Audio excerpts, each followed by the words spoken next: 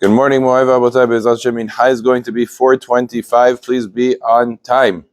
A doctor that gets a phone call a few times on Shabbat. The phone rings once, twice, 3 times on Shabbat.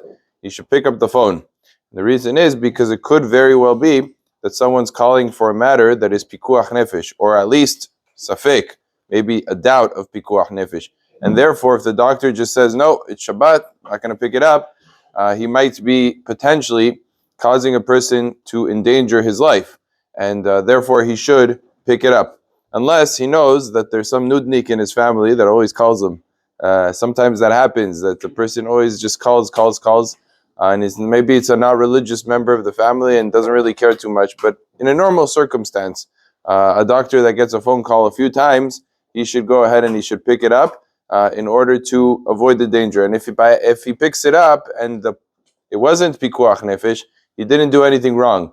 He was intending for saving life, even if it ended up in retroactively not really being anything that's life-threatening, he still did not violate halacha in the least bit. Same thing would be true even if a person is not a doctor, but he knows that there's a family member that's ill, that's not doing well, and he gets a phone call from that home, and it could very well be that there's a life-threatening situation. He should also, once the phone rings a few times, he should pick up the phone and assess if it's really something that they need him for, and go based on that information. But you shouldn't just pretend like you're not picking up the phone, because there might really be a life-threatening situation. Baruch Adonai le'olam, amen v'amen.